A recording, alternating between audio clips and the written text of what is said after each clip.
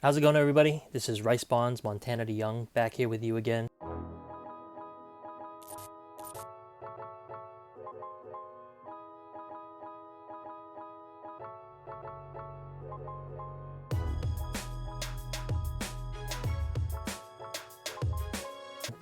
It's Wednesday, November 17th, and I know it's been a long while since I've put out a video for you guys.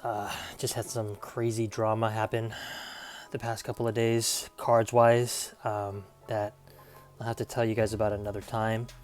I had thought that this week and the week prior was going to be one of the biggest weeks in my personal collection story, but something went horribly awry with one of the cards very high on my want list. The reason I was so excited last week, though, was because that was going to be the first of 3 huge cards for my PC that I was expecting to come in. The second and third are supposed to be in this box, and I wanted to open them up for you so that you can kind of experience the different emotions that I'll feel. So this card here is considered a big one in the hobby, bigger now than it used to be, just because it's such a high profile card in basketball in particular. I'll be honest, I never really thought much of it, but the more people seem to just compliment the card and laud the card and say amazing things about it and praise it, the more I began to see that maybe I made an error in not chasing it. So I actually tried to go for it on Instagram with a collector local to the Bay Area here. He collects all manner of things. I actually sold him a Starcrest Gold Bonds that I upgraded condition-wise, and he promised me that he would sell me his card, but I was able to land that card actually before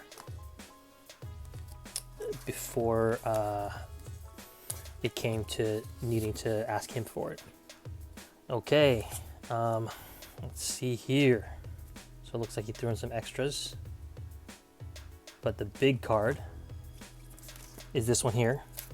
It's out of Skybox, and it is from 1999, and it is the Molten Metal Fusion, I believe, and it's numbered out of 50, and it's an awesome card, as you can see, mostly because of the little design here in the back, where you can sort of see through the card through the I don't know, the holes, the tiny little holes that are in the card. I just decided to bite the bullet and get it. People have said so many good things about it. I've never actually seen it in person, so this is the first time I'm seeing this card in any of its glory, in any band of the rainbow. This is the first time I've seen it, and I knew the back was a little bit scratched up, but overall this card looks pretty clean, and I'm very happy with it. So they only made 50 of these. There's I think 2 other parallels in the rainbow, and I have none of them. So this is the first time I've actually held the titanium heavy metal fusion.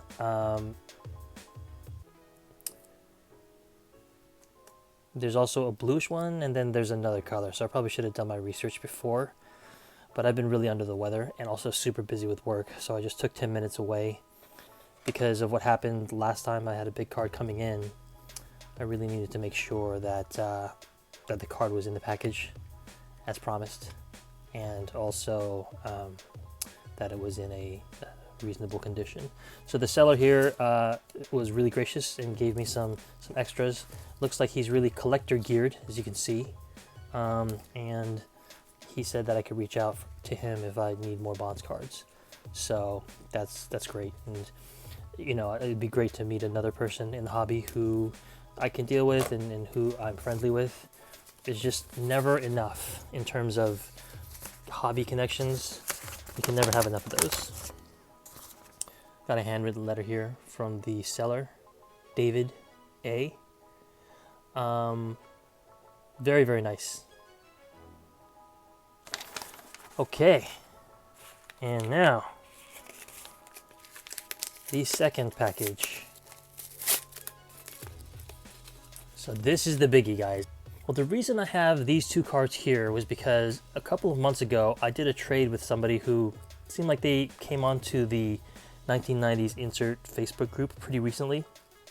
He's a huge Edmonds fan, and I don't know why I had a couple of cards up for trade or sale, and one of those cards was a prized collections out of 55 Jim Edmonds, and I was hoping to trade for some Barry Bonds or something that would get me toward a Barry Bonds.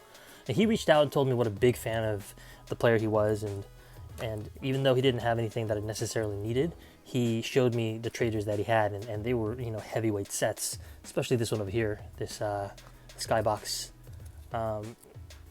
Star Rubies from 1999, the very famous pattern in the back there of Bobby Abreu, somebody who many current and former ball players think is the person who most deserves to be in the Hall of Fame, who's not already, just because he was eligible for as long as he has been.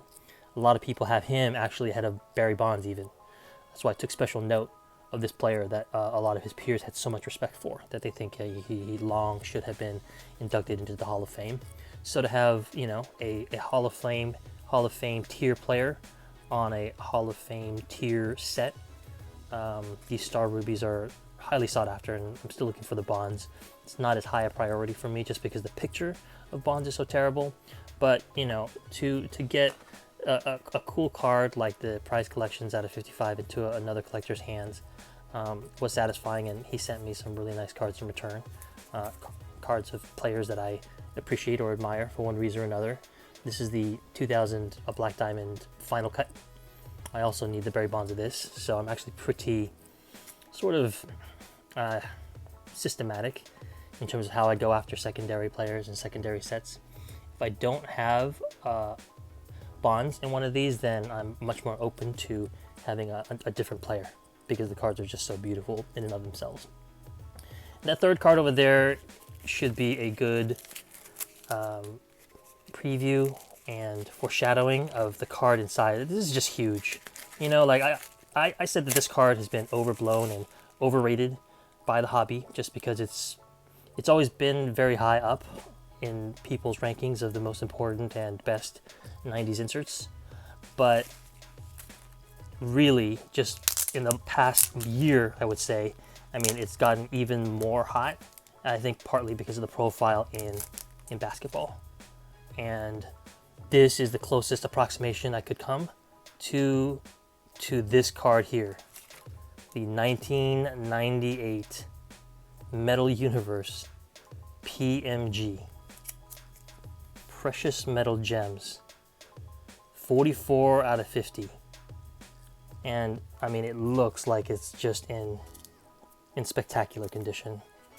And the way I came about this, well, the reason I talked about these two cards is I don't think it could be overemphasized how important it is to know people who care about you, who are your friends, who look out for you. And out of the blue, one day, I was out with my wife running some errands. I just got a message out of the blue from Daniel, who I hadn't spoken to in many months since we'd done the deal.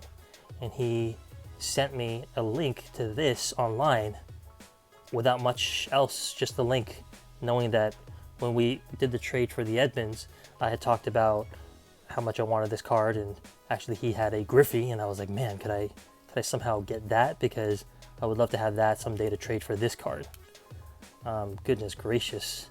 You know, I'm battling a cold right now, so I'm not feeling myself, but this card is absolutely stunning. Oh my lord. So yeah, I said this card was overrated. I think part of it was sour grapes, and part of it was, you know, I have it very high, but I probably have at least 3 sets maybe higher than this. We'll see. Give me some time. I mean, look, Bonds was a 5-tool player, so he was good with the glove. Probably the greatest fielding left fielder of all time. So it really is kind of nice to see Bonds fielding. And I know that the pattern from 2000 SPX Finite is a kind of a ripoff, and so this is why it's called the sort of the poor man's PMG. And it's a beautiful card in its own right for sure, especially the pictures. It's incredible. It's one of my favorites of Bonds. But I mean, this card here is just truly, it's just a gem, and very few of these have ever come on the market. So Daniel reached out to me, graciously gave me the link, and said go for it, and I went and pretty much grabbed it instantaneously. After I paid for it, the person who sold me this card said that people came on after the fact on eBay to try to buy this card out from under me, and they offered, I think, $1,000 or $2,000 more than he had originally charged me. And though it sounded like he was a little bit tempted to renege, he, to his credit, did not. Said that he wouldn't be able to live with himself, and sent me this card for the agreed upon price. And I didn't get this for some incredible deal, but I'm sure some people would have paid more for it. Man, I'm shaking here. I'm going to try to take this out as carefully as I can, but since I'm shaking, I don't want to damage the card. I'm also sick and also tired, so I just want to be very, very careful here. But I want to inspect the condition.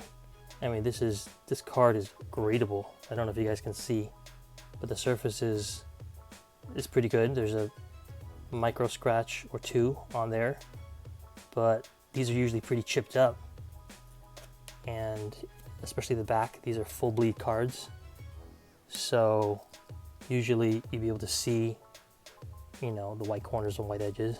There's very little chipping on this card. This is just a spectacular specimen. I couldn't be more delighted to have it. Thank you, Daniel. He's been through this whole saga with me. There was another huge card that was supposed to come in that was either not sent or lost in the mail, and it broke my heart. Absolutely, a card out of 25, and it's every collector's worst nightmare to have a unicorn just that you paid for somehow not arrive in the mail, and I'm in the middle of sorting out that nightmare. But the reason that I could take heart even despite that nightmare was because of this card and the good story behind it. The fact that it was one of my friends in the hobby who reached out to me so graciously. He could have easily just gone and bought this card and then charged a premium for it, but instead he knew that I wanted the card badly. He knew that it was genuine. He knew that there's probably nobody who would appreciate this particular card more than me.